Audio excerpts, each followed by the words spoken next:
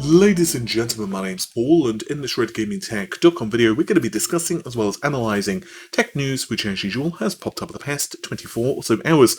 Hopefully, you're having an amazing day. I'd like to begin this video by discussing AMD, specifically the RX 6000 series, in terms of A, availability, and B, ray tracing. The cards naturally don't have much longer until they are on store shelves, hopefully, because in yesterday's video it did detail that there will probably be rather large shortages of the card, with one of my sources telling me that we could only see 1,200 cards available for launch date across the entire UK. Now, to be clear, this is the combined numbers of the 6800 and 6800 XT, but I have a few small updates for you concerning this. Now, to my understanding, in Q4, there will be a considerably higher volume of the 6800 series, so that's of course the XT and vanilla cards, versus what Nvidia have actually put out so far with the 3090s, for example. And this will continue throughout Q4 and really ramp up in Q1. In fact, it seems that by Q1, there will be a rather large inventory supply. So if you do miss out in the launch windows, let's say the first couple of weeks, it's very possible that shortages will start to clear up rather quickly. Of course, you can counter that by saying that the demand is also very high. But one of my sources, another source, also told me that it does seem that the 1,200 number initially for the UK, I don't know about other regions, so it could be considerably higher in a different region, for example, the United States. But in the UK, it does seem that the 1,200 number is about accurate, and it also seems that they will most likely have another shipment, and they are waiting for that shipment to arrive, which may boost the number. So they're not sure if that shipment will hit before the launch of the cards or not, but it will be about then. So most likely we are looking at a possibility of either 1,200 cards for the entire UK, which is obviously not many, or a considerably larger number, but it's if the shipment arrives in time. And apparently, even if it does, it's not going to be millions of cards by any means. In fact, it could still be that we only have, let's say, 2, 3, maybe 4,000 cards available across the entire UK. And bear in mind, this is the 6800 and 6800 XT line. But just to reiterate, after that initial launch period, it seems that cards very quickly start to fill up the supply lines, and AMD should be good to go in terms of availability as this year progresses, let's say early December, and certainly by the time we hit January/February. And also another small thing concerning ray tracing performance and visual quality. And it's worth noting before we go further that this is with early drivers, so it's possible that as games are updated or new games are released and or new driver updates become available, what I'm about to say is no longer the case. However, I've now heard from several people who have access to the cards, and they have all told me much the same thing, that traditional rasterization performance is really good, but, and you knew there was that word coming, but ray tracing is not quite perhaps where we expected it to be, and I do not mean in actual performance. Instead, I'm hearing that there's some hinky things going on with the actual visuals of certain games. And Watch Dogs was said to be one of those titles, and there are a couple of other titles that were mentioned to me as well. I have to be careful what I say because several people have told me this information, but they are obviously under NDA, and I'm receiving some information as well, so I don't want to give away too much. But it is possible that this stuff will be fixed with driver updates going forward, and hopefully that is the case. Naturally, though, this is the first implementation of hardware-based ray tracing from AMD, so you can expect, much like Nvidia, it will quickly resolve itself. And as I mentioned in my video yesterday with RDNA 3, there are some substantial improvements coming for AMD's architectures in the ray tracing sphere. Keeping on the subject of video cards, do you want some confusion? Yes, I know you do. I know confusion makes you happy. Because by golly gosh, if you want some confusion, I've got some for you. The RTX 3060 allegedly will launch with 12 gigabytes of memory, whereas there are rumours and reports that the 3060 Ti features 8 gigabytes of memory. Some of this information does come to us via the well-known leaker COP87 Kimi, but also some other information is from my drivers. I will link both in the description, of course, of the video. This is going to be a very interesting, well, let's say quarter and a bit. So that is obviously this quarter and the beginning of next quarter, because there are a crap ton, that's a technical term, of cards which will release. We're seeing that the 3050, which I've already reported on, will launch in January, which is going to have, well, the rumor is anyway, a TGP of 90 watts. The RTX 3060 Ti seems to be launching either this month or early next month. There's conflicting reports there, and that card, if the rumored specifications are accurate, then we're looking at 4864 CUDA cores. It's hard to imagine that this card is not going to be about on par with an RTX an RTX 2080 Super. I was about to say 3080 Super, which would mean apparently that Nvidia have like just rocketed forward release plans. And of course, there's also the RTX 3060. We can probably imagine, just looking at Nvidia's current lineup, that we're going to be looking at 100 to 200 US dollars cheaper for the 3060 Ti and 3060 respectively. And then obviously going down the stack, we've got the 3050 Ti and the 3050. Now, I will confess I'm really interested to see what the 3060 and 3050 and by the way, those are both the Ti and the non-Ti models. I'm going to be very curious to see what these are capable of, because let's face it, not everyone is willing to throw down several hundred US dollars, $1,000 on a graphics card.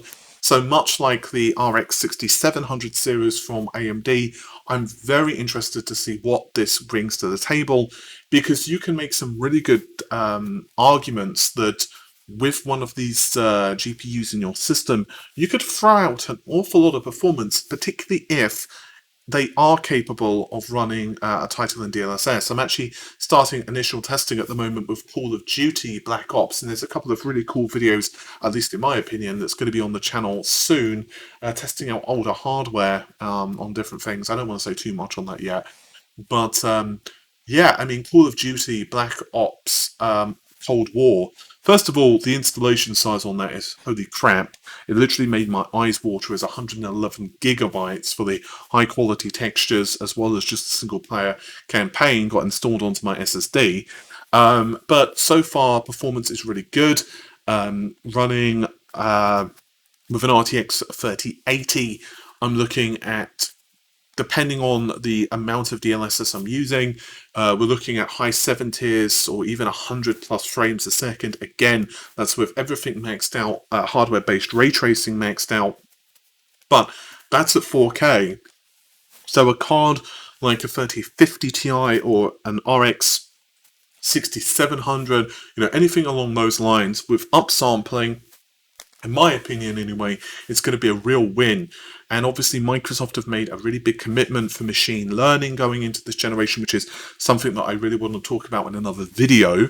And I do think that it's going to be a very standard feature for games going forward to actually support this, either DLSS or more of an upsampling technology like like what we're seeing with AMD. So I think that I do think that these mid-range, kind of lower-end cards are going to have a real win. And you can see this is how the direction of the wind is blowing, because if the 3050 Ti and these other cards from Nvidia are accurate in terms of the specs that have leaked, you'll notice that unlike the 16 series, which didn't have tensor or ray tracing cores, it is across the board now. So clearly, there is a direction of the wind that has changed, and this is most likely simply because games of the future will be utilizing that upsampling technology rather heavily. And speaking of technology, which is really cool, AMD have made a lot of fuss about SAM, or Smart Access Memory. It was really first highlighted at the Radeon conference, obviously for the RX 6000 series, and for their platform anyway, it's essentially the CPU and GPU able to work together and able to access one another's memory and that type of stuff. It's really cool and does also increase performance. I've discussed this more at length before, so I don't want to tread over too much old ground here for obvious reasons. AMD have not detailed it extensively at the moment. I'm guessing that we're going to have to wait for the RX 6000 series to become publicly available before they fully detail it. But with that said, SAM, as well as the rest of the AMD ecosystem and platform, are really cool. But Nvidia are also working on their own variant. And so it's quite interesting how this comes to be. Nvidia actually told me this yesterday. And it was actually after I'd finished recording. They did tell me about Smart Access Memory, but I'd already finished for the day. So Gamers Nexus were the first to break this in a tweet. In a statement, they are confirming that Smart Access Memory will function on the RTX 30 series as well as other cards. I'm assuming it will also work on the 20 series as well. Speaking a little bit more to Nvidia on my end, from what I understand, it doesn't necessarily also require an AMD CPU. They're not ready to reveal a huge amount yet, and things are still being tested. But it does seem like, theoretically anyway, an Intel processor will work with this. And I was told that it is essentially a way of leveraging the PCIe spec. Again, this is really cool because, in my opinion, anything that you can do to increase performance across the board is going to be fantastic. It's not clear yet whether it would require like a microcode update for Intel processors, whether it would be an upcoming architecture from Intel, aka Rocket Lake or something like that. And obviously, I don't want to put words into Nvidia's mouth because that would be very unfair. So I'm just reporting things very loosely at the moment so that obviously we can see how things evolve.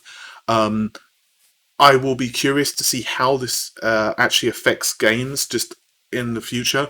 Judging from AMD's numbers, it does seem that there is a net positive there, but it does also seem to depend, as always, upon the game, the resolution that's being used, quality settings, what time you set your alarm that morning. You know, as always, like 100 different things will come into play. And I just think it's cool because any and everything that obviously improves technology for everyone, I'm a really big fan of. So I'm going to be curious to see what Nvidia and AMD are working on. I think this is a really good sign, actually, that we are moving into a direction of much. Again, I could do an entire video on this alone, but much faster access of memory across the system. Microsoft obviously have been really touting the benefits of something like the Velocity architecture for the Xbox, but a lot of that also applies to the PC. And, you know, on the PC, it's API based, but it's like latency and data access are as important as speed of processing. And if you're a developer, if you're a game developer, or you work in like high performance computing or whatever, you're probably like just on your knees crying as you're thinking about how you're trying to optimize like caches or something like that. But being serious for a moment, actually getting data where it needs to be, ideally preemptively, is an incredibly important thing. And I think that as we move into the new, you know, I was talking about this on a podcast just recently with Bob Duffy from Intel. If you can get data where you want it to be as fast as possible, this is always a good thing. because and also Neil Trevor and I were talking about this as well in an interview. And it's like, if you can get that data as it needs to be, when it needs to be, you're in a much better shape. And the thing about the next gen consoles too is obviously with this architecture that they're sporting, with this unified memory design, there's a lot you can see there. And I think it's really exciting too. Something like Sam, from the perspective of AMD APUs, you can imagine that this is the building blocks of incredibly powerful APUs. Just for example, we've got Smart Shift, which obviously can adjust performance from CPU to GPU on a very fast basis, like just a couple of milliseconds. You've got obviously faster memory incoming with DDR5 standard, which drastically increases bandwidth, and obviously another really good thing. Infinity cache, which means that you can leverage much higher performance thanks to a larger cache on the GPU itself, which clearly means that you don't need as much bandwidth, but you've got more bandwidth just naturally too because of DDR5. And then things such as smart access memory, so all of these things coming together, plus eventually shifting to like a more refined process like 5nm or something like that. And we can imagine some really cool scenarios coming forward with like laptops, which would be able to put out an awful lot of performance for games, but also be amazing in the prosumer space too. So yeah, I think it's really cool. And for someone like myself who's more of a desktop enthusiast, I admit I do have a bit of a blind spot sometimes in the mobile segment because it's not really my forte. I think they're cool, like laptops are great, but I don't know, like just I just like desktops. I'm not going to lie to you. That's just my preference. But on desktops as well, getting data around as fast as possible, having that low latency access is going to be incredibly important, which is obviously really good now that we've moved on to the PCIe 4 spec. But anyway, I think I've blathered on about that enough. Let's move on to blathering about consoles, as there's a lot of confusion going on right now for the Xbox Series X and PlayStation 5. So I don't currently have a PS5. I'm waiting for my pre-order to arrive in the UK. For those who don't know, we don't get it until a week after the US, which means that I'm basically just twiddling my thumbs without the console. I do have the Series X here, and I'm really enjoying it. I was playing an awful lot over the last couple of days, especially of Assassin's Creed Valhalla.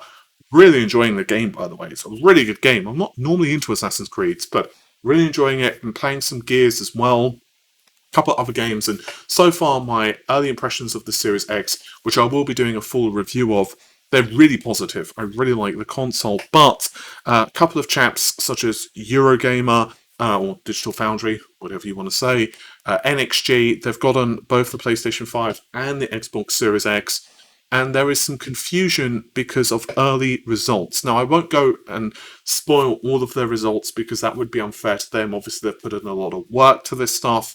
But I have been bombarded with messages asking my opinion as to why we're seeing the PlayStation 5 able to compete in games like Assassin's Creed.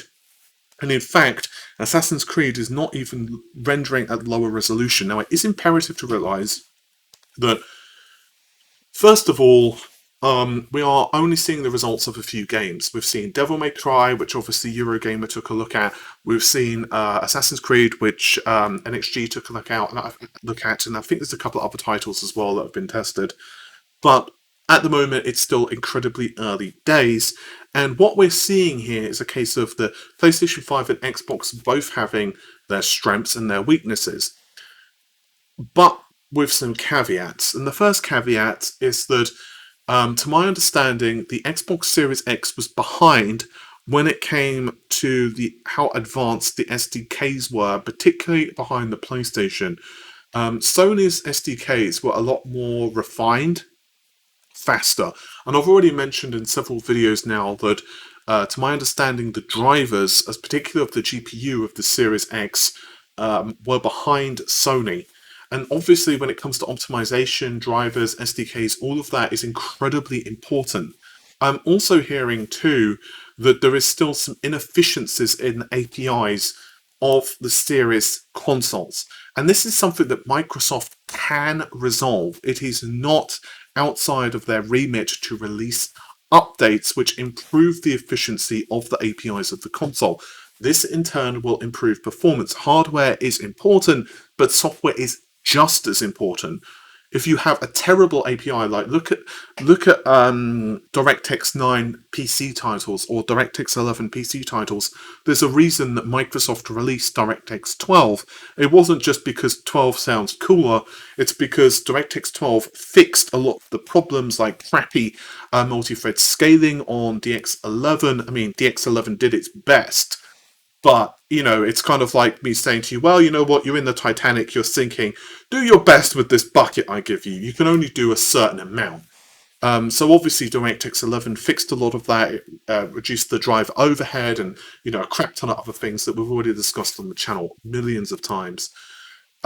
You've also got changes in the design of the PlayStation 5 and Xbox.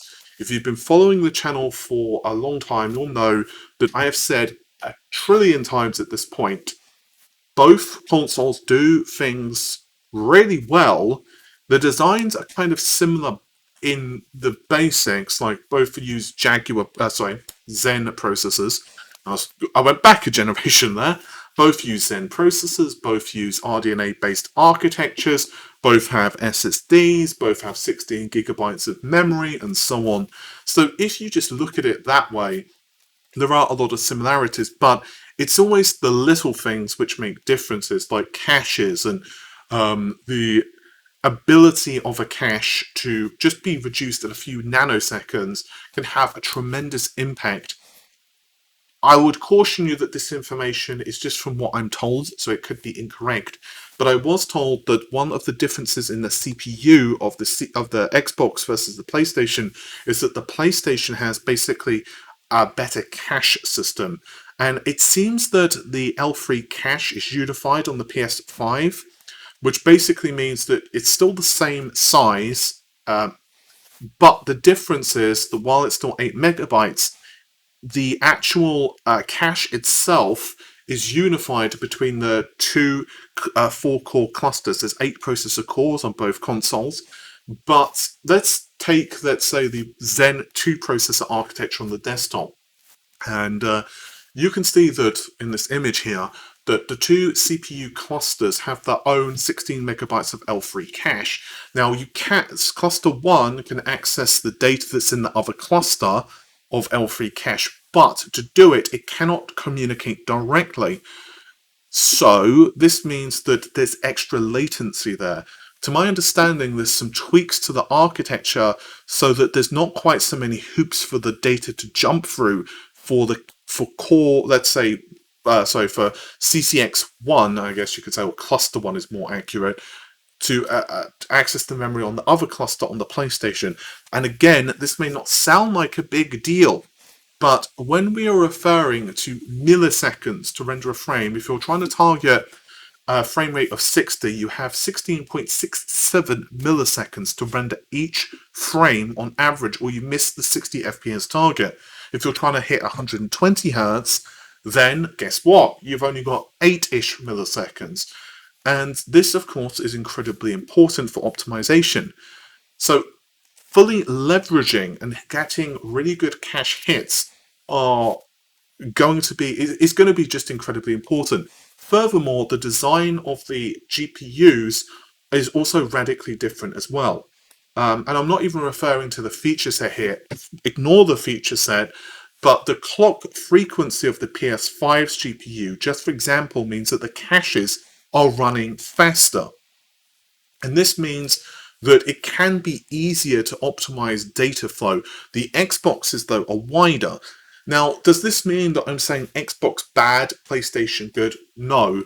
It just means that certain titles, certain things are going to run better on one console or another. And I'm pretty sure that we're going to get games, especially early on, which are going to kick butt on the Xbox, and they don't, without tweaks, scale so well on the PlayStation.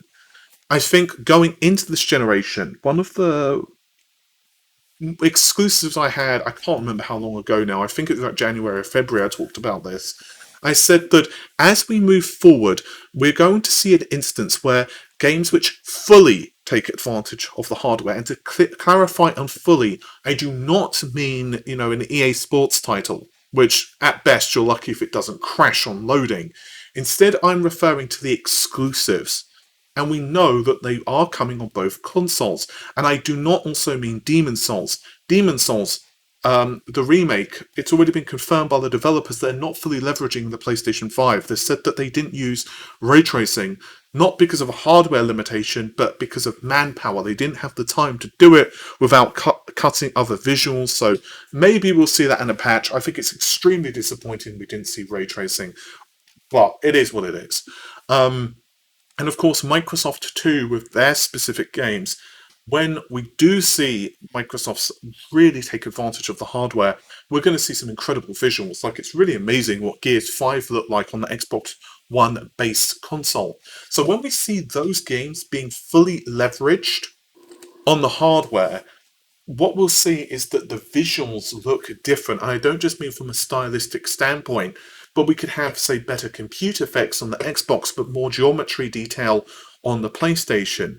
We could see maybe higher base resolution in general on the Xbox, but maybe more objects or larger number of textures which could be pulled in simply because of the PS5's SSD. But this is, again, a generalization.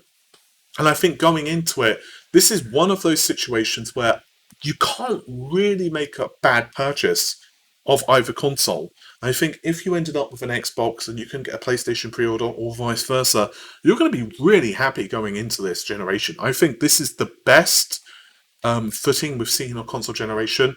Like, the Xbox One, the PS4 just kicked its ass at the beginning. Like, the Xbox One, there were so many PR blunders, and the PlayStation 3, it was the same thing. Like, it just felt like every single time you looked at the news, you were just putting your head in your hands and crying for the PlayStation because of the stupid decisions they were making, like the prices.